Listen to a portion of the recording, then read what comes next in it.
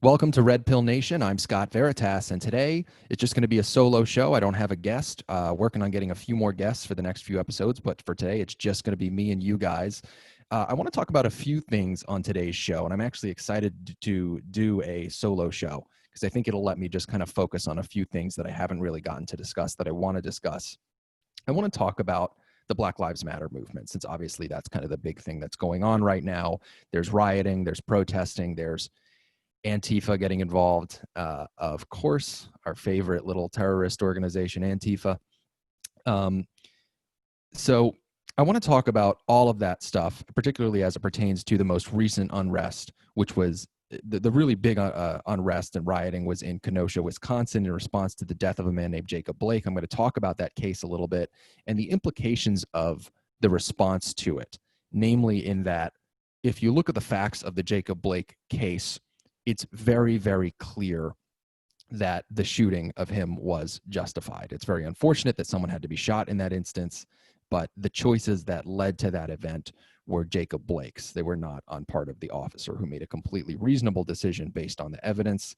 I'm also going to talk about Kyle Rittenhouse in a case that has been called either self-defense or the, just spree murder of protesters. That was also in Wisconsin. A teenager shot and killed two people. The evidence seems to suggest that it was in self-defense, but people have been saying otherwise. I want to talk about that. I want to talk about renaming the Black Lives Matter movement, and I want to talk about narratives. We always hear about narratives, but I want to talk a little bit about what they mean to the culture war. But before we get into all that, I want to ask you all if you would please, if you're listening to this on iTunes, please give us a 5-star rating. That is very, very helpful to the show. It really, really helps legitimize us in the eyes of people who are coming across the show because they see 5-star ratings, and not only do they think that the show must be of a high quality, but they also realize from the number of ratings that people are listening to the show, that if they listen to the show, they can be a part of something bigger, the Red Pill Nation, if you will. All of you listening and all of the several hundreds of you who have been listening consistently for the past few months, and I want to thank you all. And if you're listening on YouTube, please don't forget to like, comment, and subscribe for more of this content. But now into the first thing I want to talk about, which is narratives. I want to talk about narratives because the idea of the narrative is something that we're hearing a lot about these days. You always hear about, they want to protect the narrative. The media wants to protect the narrative. Oh, this totally disproves their narrative. But we don't really talk about what that narrative is or what it means to have a narrative and why the media, the Democratic Party, and other groups seem to be protecting their narrative so much, and to the extent that they will do ridiculous things and twist themselves into a pretzel in order to protect that narrative, to the point where it's even gotten to where they seem to be sort of justifying violence, or at least turning a blind eye to violence in order to protect their narrative. But what is that narrative? So let's talk about it. The way I see it, because, a narrative in the political sense is a subjective thing. So some of you may have a slightly different view on what a narrative is. But the way I see it, a narrative is a story. A narrative is a story that you sort of weave for yourself in your own mind and tell yourself that orients you in the world. And it sort of is the basis of your worldview. So for instance, if you are someone who is very, very far on the left, the narrative that you seem to spin for yourself, that you weave in order to orient yourself into the culture war conflict, is that there is this vile, racist, evil entity called white supremacy, which is propped up by political and economic systems, namely fascism and capitalism, and that you are a part of a scrappy resistance of anti-racist rebels leading the charge of a civil rights movement which is meant to take down the white supremacist systems, and that in doing so, you are being heroic. Because, of course, a narrative is a story, and every story needs a hero and a villain. And in the narrative on the left, the villain is vile racism, vile racists, and the heroes are the anti-racists fighting back against it. Pretty simple, very, very simplistic narrative. And the thing about this narrative is it's so simple that it doesn't work at all in practice, because narratives actually have a very useful function. If your narrative is nuanced and it's not particularly, it's not overly simplistic, then it can withstand criticism or alternative information that ruptures it slightly from time to time, which allows you to refine your narrative and your worldview. So, for instance, I could not tell you my narrative of the cultural conflict that we are facing in 15 seconds, like I did with the left-wing narrative. The left-wing narrative, very simple: racism bad, anti-racism good. We're the anti-racists. Trump and everyone on the right or the center or not the extreme left are the anti-racists. They're the bad guys, good guys. Bad guys, very simple. That narrative, because it's so simple, cannot withstand even the slightest amount of what I call narrative rupture. Narrative rupture is when you get information which conflicts with your narrative. For instance, when violence is committed upon innocent people, as we saw in Portland, a Trump supporter was murdered by a person, an Antifa terrorist. There's just no other word for it. A Trump supporter was murdered by an Antifa terrorist in Portland, and that sort of ruptures the narrative, right? That the anti-racists are anti-racist and are the good guys. We've seen these kinds of narrative ruptures. There were other giant narrative ruptures. The Evergreen College implosion was a narrative rupture. The UC Berkeley riot in 2017 was a narrative rupture. Trump's election, where he won an election. He became president not by the popular vote, so it was a little bit of a caveat, but he was elected president. That was kind of a narrative rupture, because in theory, according to the left-wing narrative, no one like Trump should ever be able to be elected to the presidency. Like, that sort of vile racist thing that he represents in that narrative cannot ever win or be legitimized in any way. So all of this is to say, there's a very simplistic narrative on the left which cannot withstand even the slightest amount of intrusion or rupture.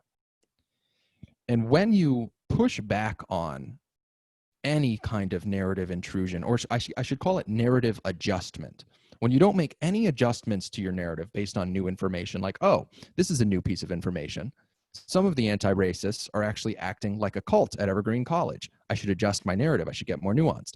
Some of the anti-racists, as I call them, are actually committing acts of terrorism and violence, like Antifa.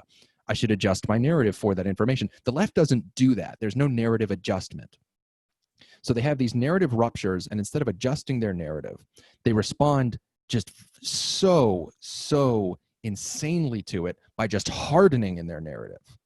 And they twist themselves into a pretzel in order to maintain the purity of the narrative and the simplicity of the narrative. For instance, with the Antifa terrorism, they just say, oh, it must be white supremacists who are causing the violence, which is completely factually wrong. That's a total conspiracy theory. There is no pandemic of white supremacist violence in this country. There is a huge problem with Antifa violence, especially in cities like Portland and Seattle, where Democrats and Democratic DAs, Democratic mayors and DAs are not enforcing the law at all. That's been pretty much proven. But anyway, there's no adjustment being made, and the narrative is getting even more simple and even more pretzeled. Like, it just twists itself into these pretzels of, oh, there is violence, but it's not actually Antifa, even though all the evidence says that it is. It's actually white supremacists. This creates a very weak foundation for the left-wing narrative. And so it makes it, because it's not based on, it's very weak because it's not based on any facts. It's just based on propaganda. It's just based on conspiracy theories and innuendo. There are no facts to support. I mean, this is a theme of the show. There are no facts to support the narrative that we are in a deeply endemically racist country, and certainly not that, as I'm going to go over later, police are wantonly killing innocent black people in the street. That's just not true either. We'll talk about Jacob Blake later. So the left-wing narrative faces an existential threat beyond simply being ruptured. It faces the threat of narrative collapse. I mean, it's just a narrative which is based so little on fact and so much on just pure conspiracy. Eventually, when you're just propagating that, you are going to get caught. Everyone knows this who's lived a life where they've tried to tell lies or live off of a lie or live a lie. Eventually, you will get caught. And it may be a year from now, and it may be 10 years from now. But eventually, you will get caught. Because if your narrative isn't nuanced, as I would say my narrative is, it would take me a long, long time, maybe hours, to explain my narrative of the conflict that's been taking place for the past 5 years, the culture war. If your narrative isn't nuanced, you will eventually face a narrative collapse. And I think we are sort of living through the narrative collapse as the violence just becomes impossible to ignore. And people start to realize that there is left-wing terrorism, which is endemic in this country, which is happening in every city in America. And it's happening the worst in places where they refuse to enforce the law. Again, because enforcing the law and arresting Antifa members and terrorists and prosecuting them would rupture the narrative. So they don't do it. Ted Wheeler in Portland will not do it. Jenny Durkin in Seattle will not do it. Those mayors will not do it because their narrative must be defended. So all of this is to say, this narrative is collapsing. And I think in order to accelerate that process of narrative collapse, which is really what we need to happen in this culture war. Those of you who are in, what I'm hoping to call the Red Pill Nation, what may have been called the intellectual dark web until very recently, just the overall resistance, which is comprised of people on the left, the right, the center. Those of you who are in this group,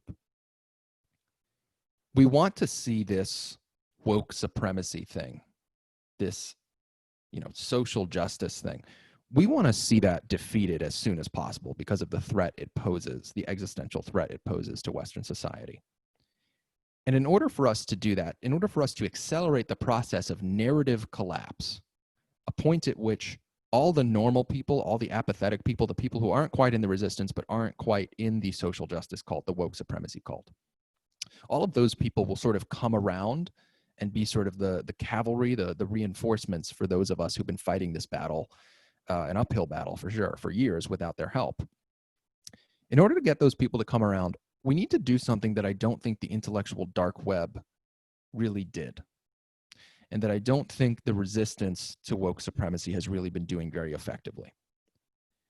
And that's, we need to use language in a very particular way, because woke supremacists use language as a weapon. They use loaded terms, double meanings, and Trojan horse terms like Black Lives Matter.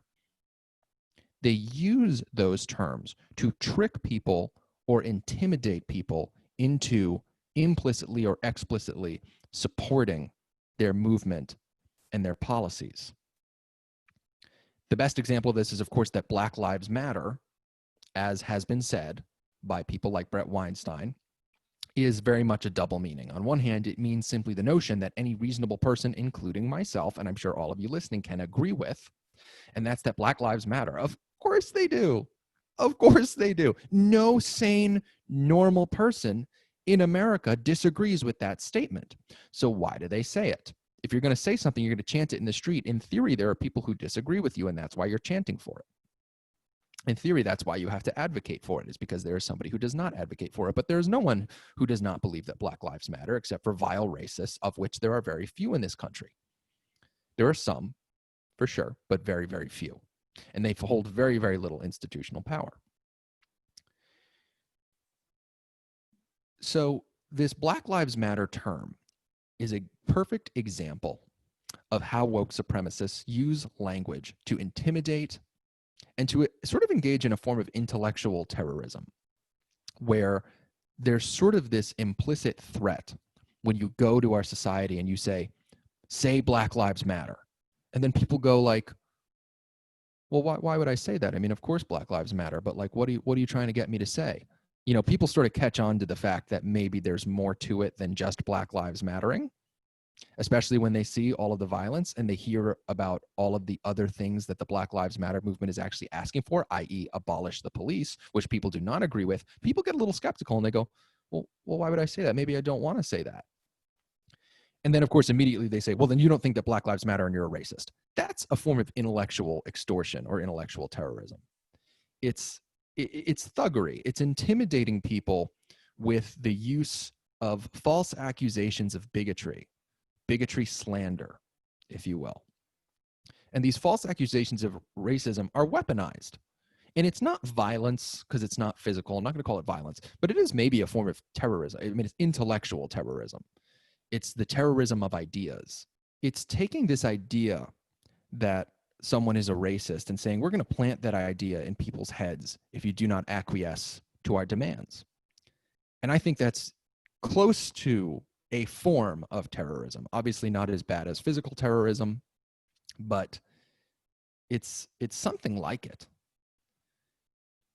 And in order to combat this, we need to sort of meet the woke supremacists and the intellectual terrorists on the same plane where they've been fighting this battle for decades, which is the plane of language. So for instance, they take their ideas and give them these super duper impossible to argue with names like Black Lives Matter and social justice or feminism, whatever it is, things that you'd be hard pressed to disagree with for fear of being called a bigot, being slandered as a bigot, even though you have more nuanced objections than any kind of actual bigotry that you hold. That's not what you are, but of course that's what they'll say you are. And so this is where I originally came up with the idea to say, let's not call it social justice, let's call it woke supremacy. And now I realize this needs to be done with Black Lives Matter. Black Lives Matter needs to be renamed. And so I started thinking about possible names for Black Lives Matter, just as I renamed social justice woke supremacy, or at least I've been trying to. Obviously, it's not a widely adopted term at this point, but I hope it is. And I have seen, by the way, some big people. James Lindsay was talking about woke supremacy. Christopher Rufo gave me a compliment on Twitter about woke supremacy and its potential as a term. So, a couple of people, Christopher Rufo and James Lindsay, are, it's not a small thing. I appreciate them appreciating the term woke supremacy. So anyway, I'm sort of trying to be a guy who pushes this kind of linguistic part of the culture war and tries to get us to rename things. Anyway, you're all wondering, what do you want to rename Black Lives Matter? What do I want to rename Black Lives Matter? Because it has to be renamed. I had two potential names for Black Lives Matter. The first one that I was thinking of renaming it, and by the way, these names are going to sound, you're going to say, well, these names aren't neutral. Like they're inherently pejorative. Yes, that's the point. that's the point. We need to give these things a name like woke supremacy that is inherently pejorative because they are objectively awful things. The Black Lives Matter movement is an awful, awful movement that has nothing to do with protecting Black lives. It is not what it claims to be by virtue of its namesake. And so it needs a pejorative name. It needs something that people can latch onto to restructure their narrative of what is going on with this movement. Because as long as they're talking about Black Lives Matter, the narrative that people have is Black Lives Matter, for all of its faults, is a movement for Black people and defending their lives. That's not what it's for. I propose that we rename Black Lives Matter, perhaps, the white guilt movement, because that's what really fuels it. Brett Weinstein made a really interesting comment on his podcast. I think he said this a couple of times. He said that he sees the end game of the Black Lives Matter, social justice, woke supremacy movement as the idea of reparations, except that reparations are inserted into every interaction that human beings have 24 hours a day, 7 days a week, 365 days a year. And this is what we're seeing. You can't do anything without being hit in the face with this sort of white guilt, apologizing for being white, apologizing for slavery, even though no one alive today is a slaveholder or even the son of a slaveholder or the grandson of a slaveholder. And it's all of this.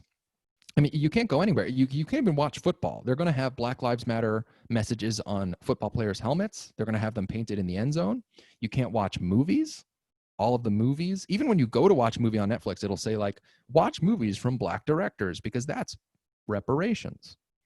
When you go to order food from Grubhub, this happened to me the other day, it'll say, order food from Black businesses because that's reparations. Brett Weinstein makes a very, very astute observation when he says that the end game of all of this is reparations all the time in every interaction, which is no way to live. That's going to be a terrible, terrible, terrible society for us to live in.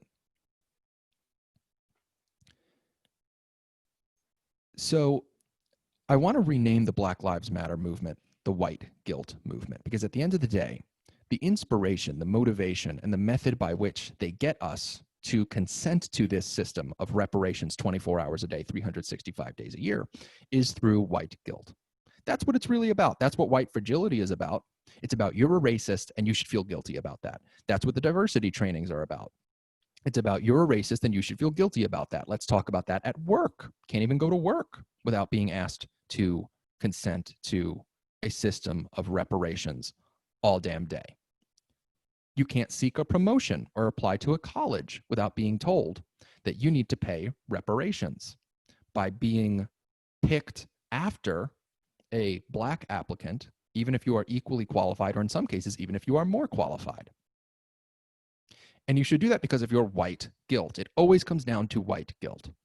So I want to expand on this idea. I want to flesh it out. But tell me what you guys think in the comments if you're listening on YouTube. Tell me what you guys think of renaming the Black Lives Matter movement the white guilt movement, because that's to me what I think it's really about.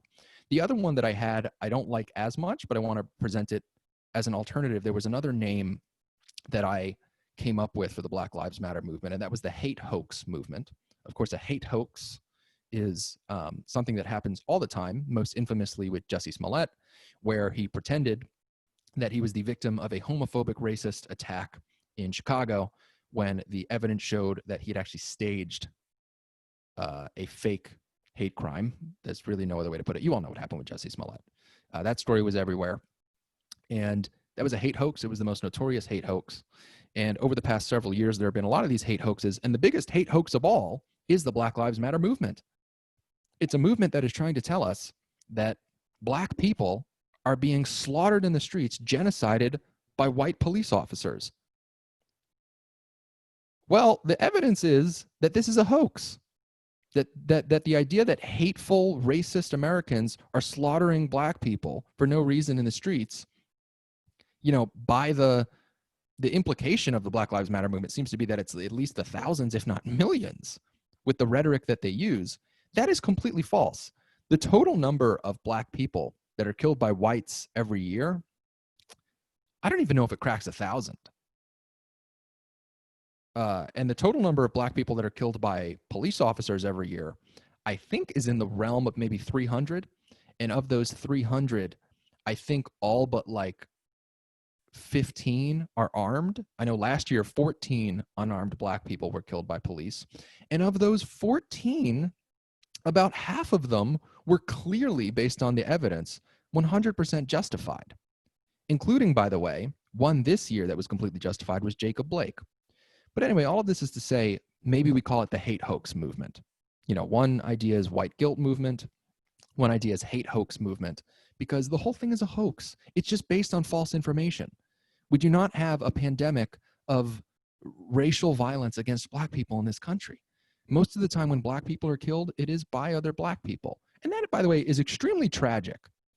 The number one victim of physical violence in this country is black males. And that's awful. I feel terrible when I think about that.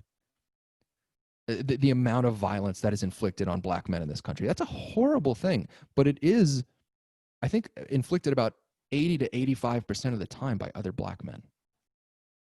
And so it's not as simple as, oh, this is racism, because white people aren't killing black people very much at all. And white cops aren't killing black people very much at all. There's maybe, 5 cases per year.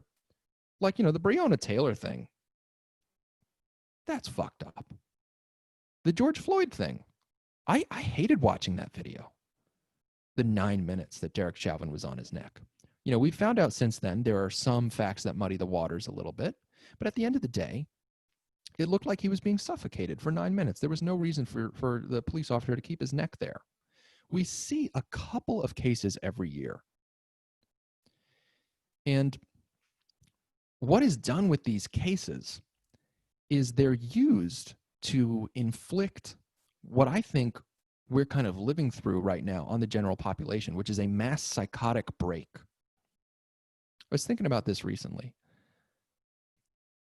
Black Lives Matter has inflicted on this country a massive psychotic break by subjecting us to decontextualized and then recontextualized videos of police violence against what appear to be innocent black people, and in some cases are, and in some cases are not, as was the case with Jacob Blake, which I'm going to get to later. And I want to talk about this because it really is, when I say that they've inflicted a psychotic break, what I mean by that is the Black Lives Matter movement and the media and the Democratic Party who have propped it up. What they do, what the activists and the party and the media do, is they take traumatic, violent events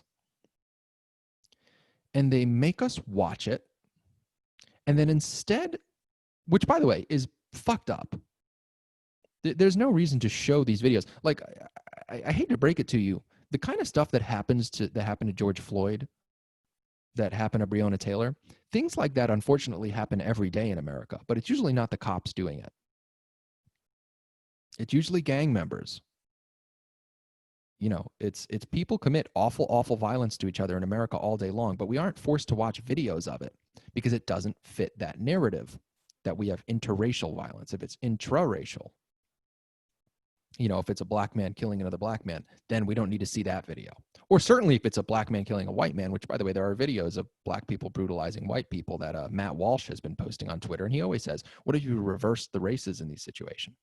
But all of this is to say, and that is a very astute observation by Matt Walsh.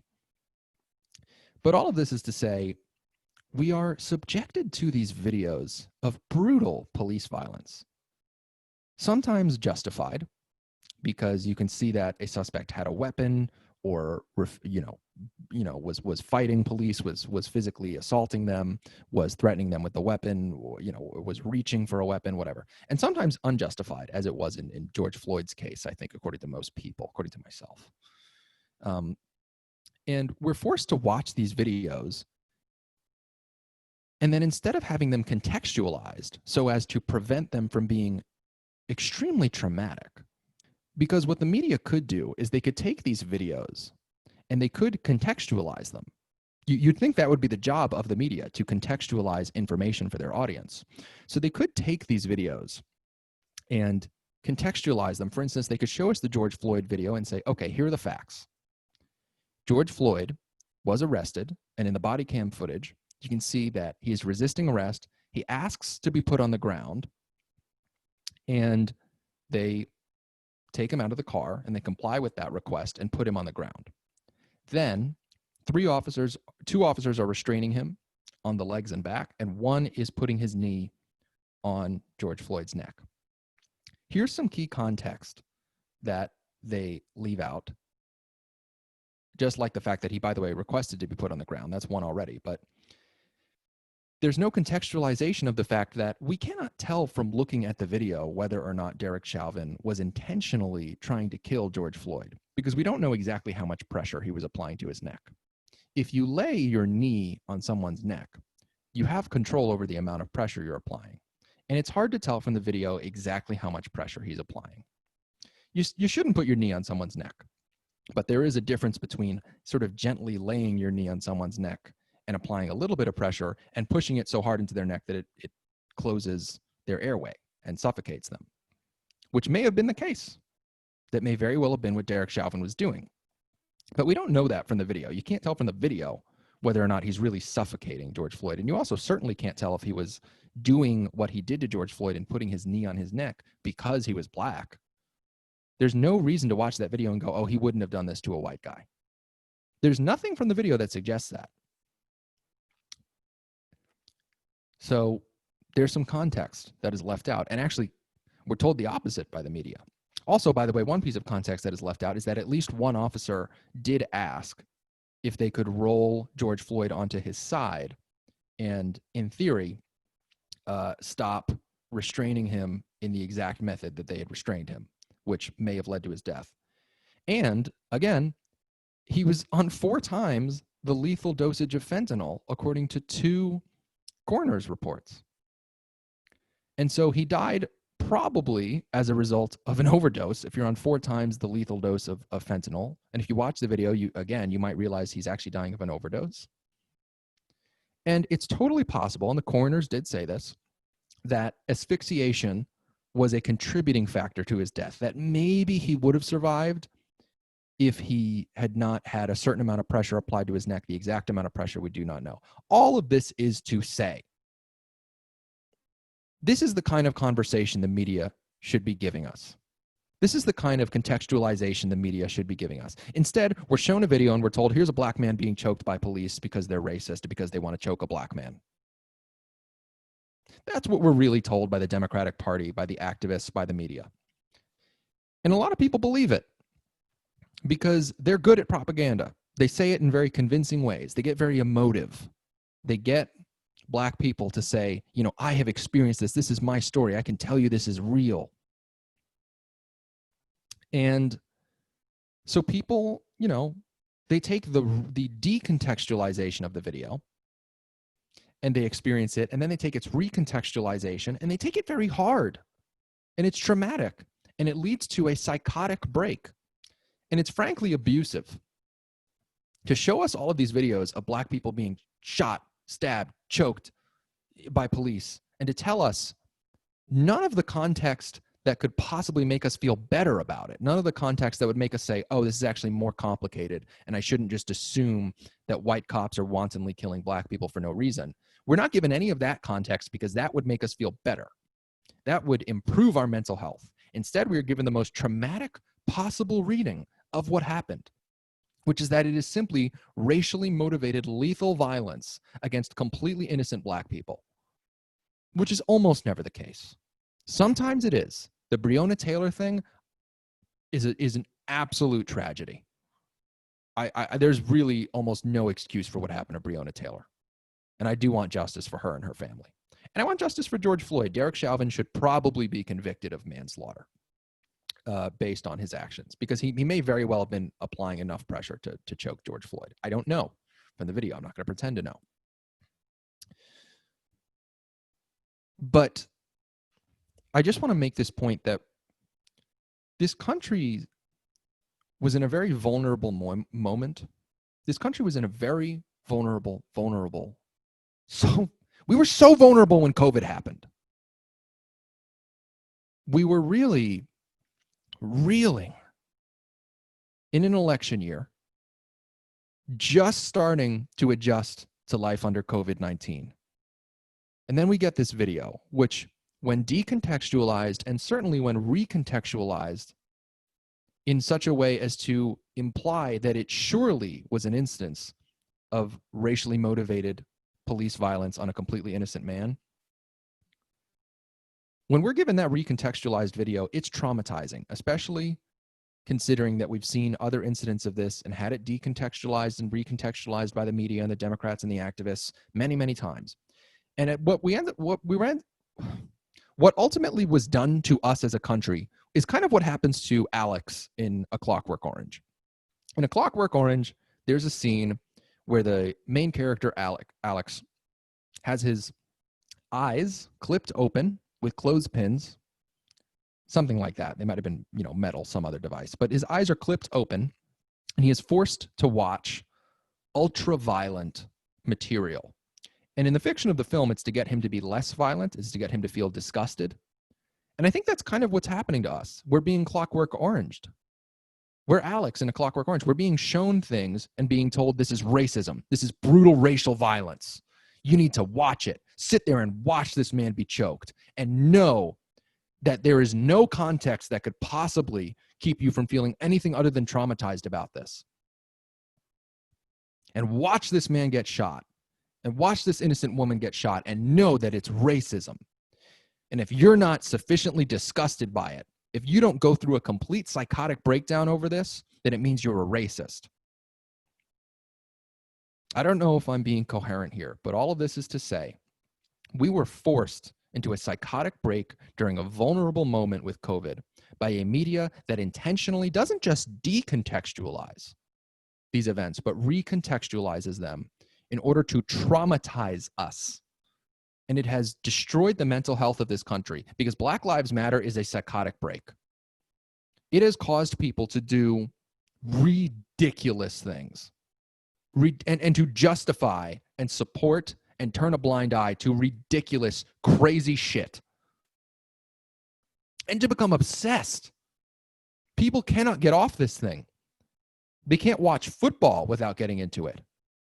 They can't go to the movies without getting into it. They can't order food on Grubhub without getting into it. Grubhub telling me to order food from Black-owned businesses. Jesus fucking Christ. We have an obsession, and it is unhealthy. And the reason that we have this obsession, the reason that we are doing crazy shit like what Antifa and Black Lives Matter are doing in our cities, the reason that we're doing that, the reason that Nancy Pelosi knelt in a kente cloth at George Floyd's golden casket and that the mayor of Minneapolis pretended to cry during that funeral, the reason for all this crazy behavior is because we have been driven fucking crazy. We are experiencing a psychotic break that was forced on us by the worst people in the world. The legacy media, the white guilt activists, the hate hoax activists, don't know which one I like better at this point, and the Democratic Party.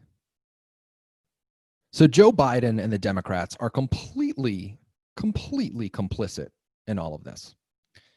Because a man named Jacob Blake was shot in Wisconsin, and here are the facts. I'm going to give you the facts, and then I'm going to give you the Democratic response from Governor Tony Evers of Wisconsin, Democratic governor, and Joe Biden and Kamala Harris, the ticket for Democrats for president right now. I'll give you their response after giving you the context of what actually happened. Jacob Blake went to his ex-girlfriend's house or apartment and started harassing her.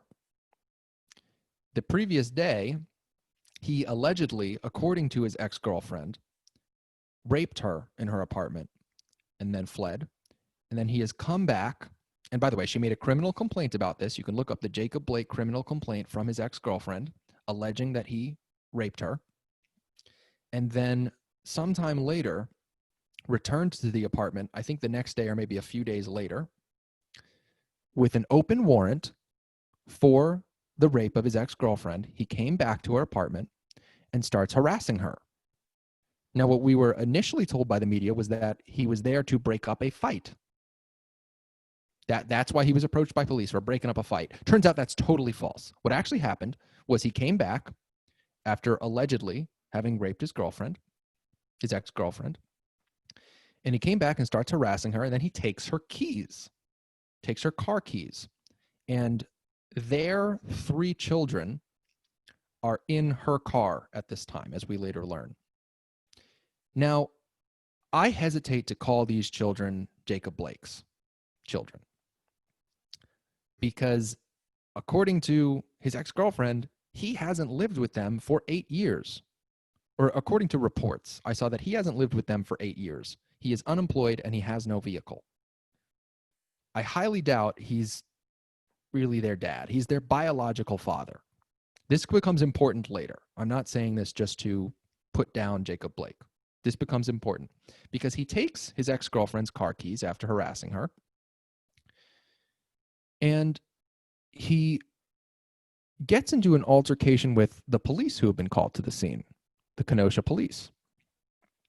He refuses to listen to their commands when they attempt to presumably make an arrest for domestic abuse and for the open warrant for sexual assault.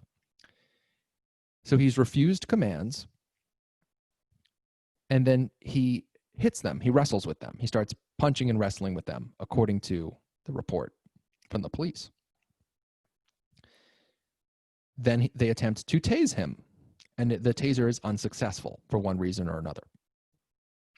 He then, at some point, pulls a knife on the police. And I say this because you can see in some close-up stills of the footage that was available to the public that sparked this outrage, a knife, a curved, short blade in his hand as he begins to, after having punched the police and wrestled with them, refused their commands, harassed his girlfriend, and stolen her car keys. He now pulls a knife and starts walking towards her vehicle with her cars, with her children inside, who are his biological children, of whom I am extremely doubtful he had custody, based on what we know. I can't confirm he did not have custody of them, but it does not sound like he had custody of them. He had not lived with them for 8 years. He is unemployed and has no vehicle. I highly doubt he was really their dad and had custody. So he has taken her car keys, has fought with the cops, has pulled a knife on the cops, is refusing their commands still. They're holding guns on him this whole time, saying, stop, stop, stop, drop the knife, put your hands in the air. You can hear a cop yelling, drop the knife in the video.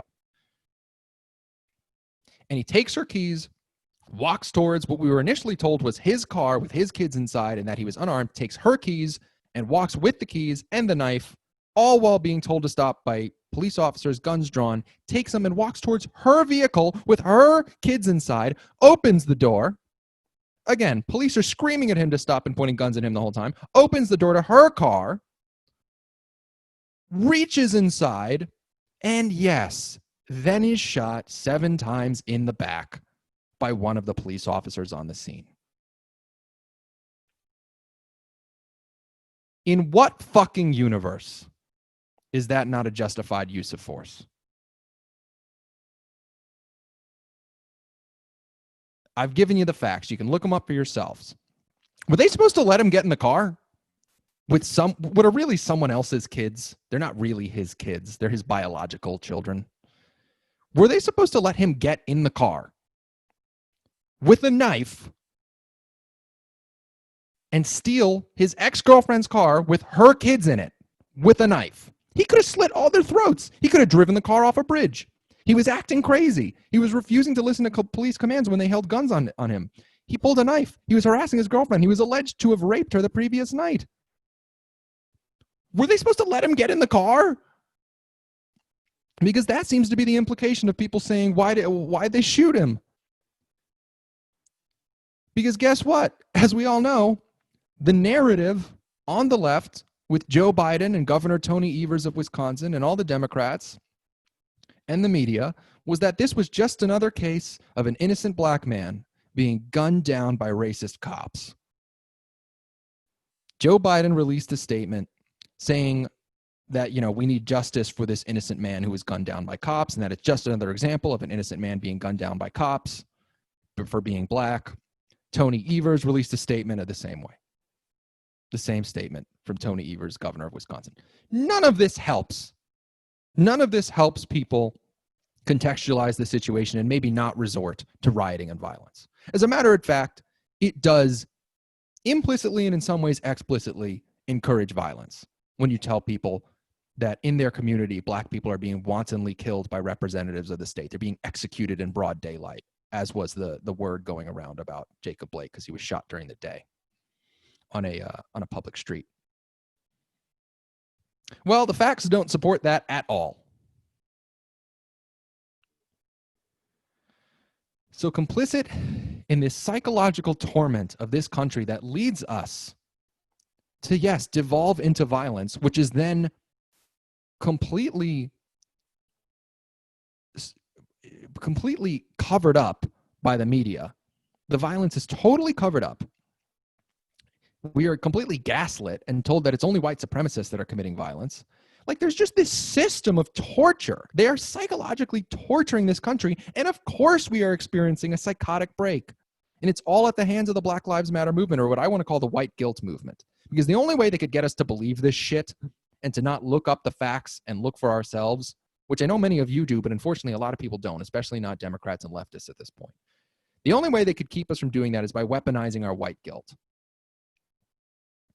and weaponizing our discomfort with hatred, racial hatred, which is why I want to rename the Black Lives Matter movement, the white guilt movement, or the hate hoax movement.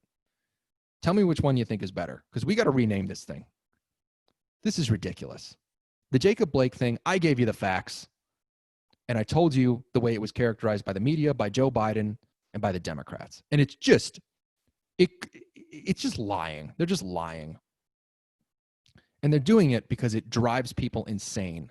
And it gets them to support ridiculous shit that they want to do, like abolish the police and riot everywhere and not arrest any of the rioters. You have Democratic DAs who are just, the rioters are getting arrested by the cops, but then the DAs don't press any charges. You just let them go. They're peaceful protesters. A report came out from CNN. It was like 93% of the protests are peaceful. And I'm like, would you hang out with someone who was peaceful 93% of the time? Would you fuck with someone who was peaceful 93% of the time and 7% of the time they just punch you in the fucking face? They set your house on fire? Would you hang out with that guy? I wouldn't. No. I'd be like, no, that's 7%, man. And by the way, 93% of the time, they may be technically not committing violence, but they are still calling everyone racist and spreading propaganda. So basically, if this movement was a person, 93% of the time, they'd be calling you a racist, and 7% of the time, they're just hurting you. They're just punching you in the face and calling you a racist and burning your house down. I wouldn't hang out with that guy with the Black Lives Matter, personified into a person. I don't know about you, but I'm not hanging out with that guy. He's not my guy. I'm staying as far away from that guy as possible. And a matter of fact, I'm thinking he should probably go to jail. Like, holy shit. Come on, people. 93% peaceful? Yeah, a lot of things are 93% peaceful. I think 93% of the people of Iraq survived the Iraq War, so the Iraq War was 93% peaceful. I highly doubt they killed more than 7% of the people of Iraq. I doubt it. Maybe not.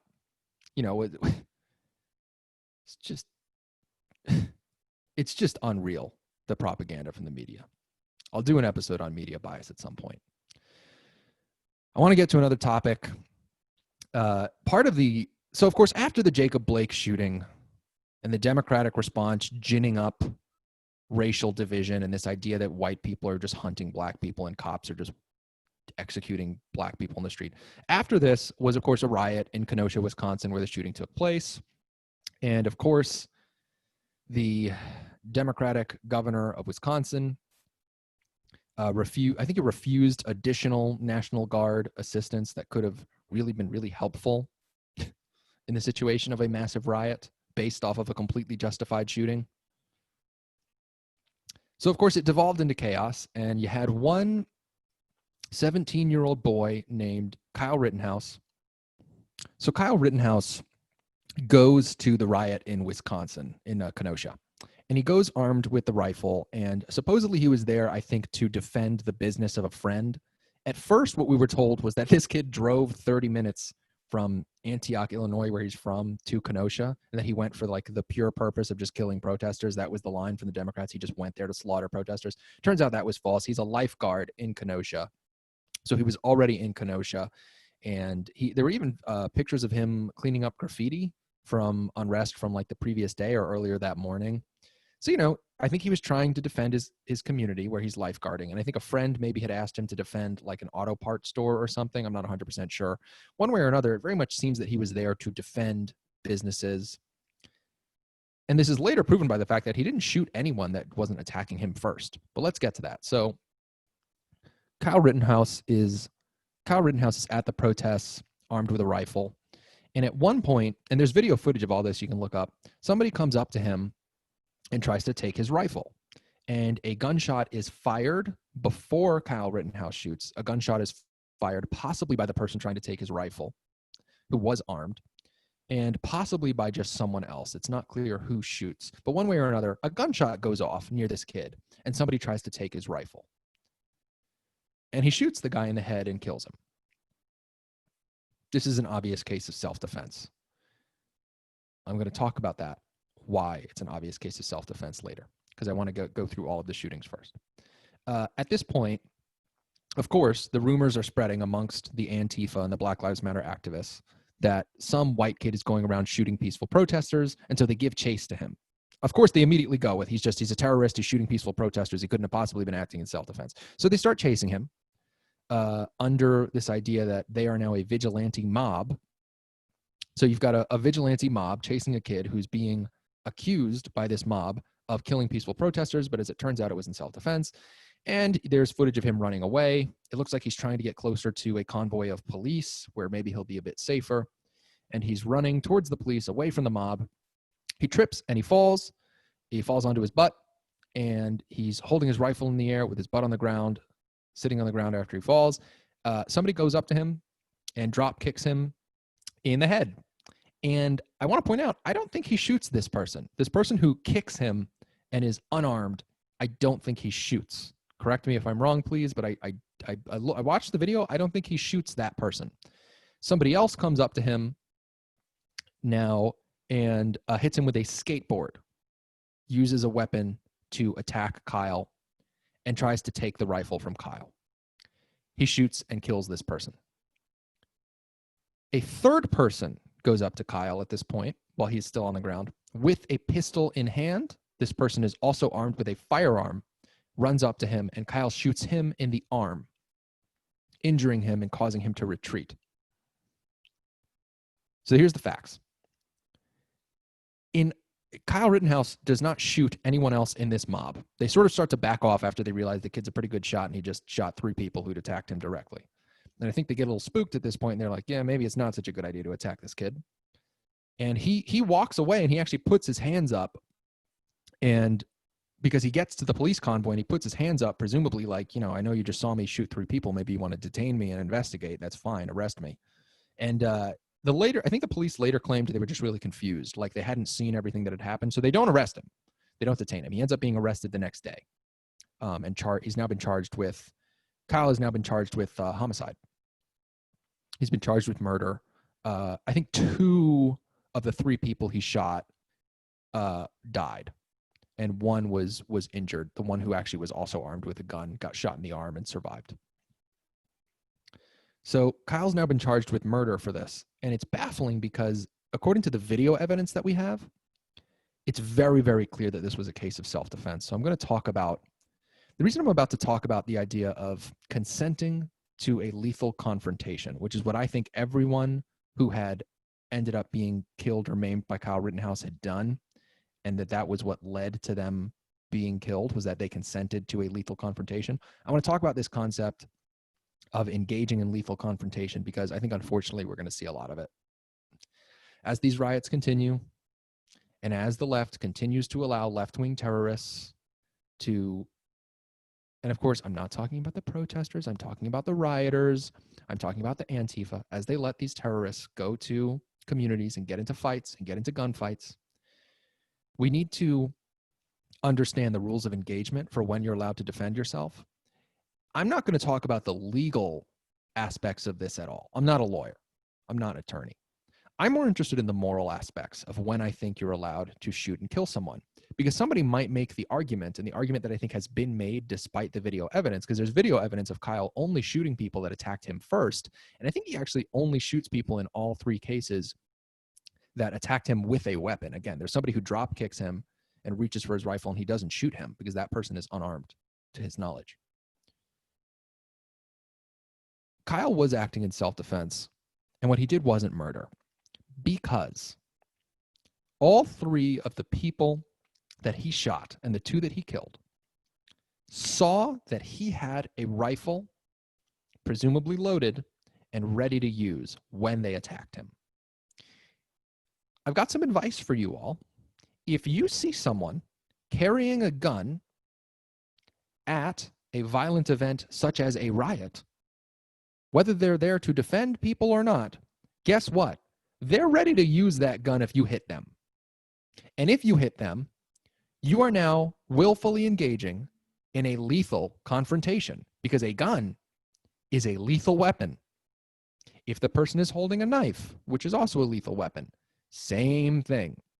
If the person is holding a baseball bat wrapped in barbed wire, same thing.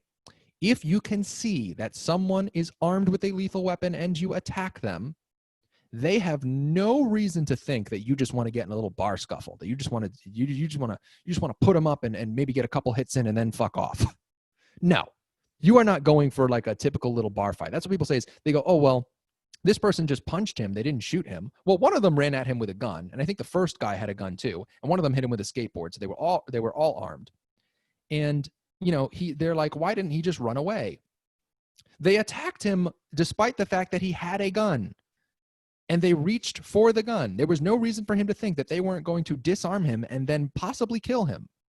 And yeah, can he know that they were going to kill him? I mean, maybe they were just going to disarm him and leave it at that. Maybe. Probably not the guy with the gun. The guy who ran up with the gun was probably going to try to kill him. But, the guys who were disarming him, people are making the argument, they might have just disarmed him and not even intended to kill him, so he wasn't defending his life. He has no way of knowing that. He has every reason to believe that if he is being disarmed and these people really think that he's going around shooting peaceful protesters as they were shouting at him, like, get the terrorist, get the white supremacist, he's shooting peaceful protesters. From Kyle's perspective, they're attacking him despite the fact that he has a gun. They are engaging in lethal conflict and they think he is a terrorist. He's thinking, if I don't shoot these people, they're going to shoot me. They're going to kill me. You just got to put yourself in his head in this situation. What would you think? Would you think like, oh, they're going to take the gun, maybe smack me around a little bit. I should be fine. No! Why would you think that? No reasonable person in his position would have acted any differently. Would have gone like, I'll just let him keep hitting me. I'll just let him take the gun, and then I'm sure I'll be fine. It's like, duh, they're trying to kill him. If you attack someone who has a lethal weapon, you're probably going to try to kill them because they have a lethal weapon.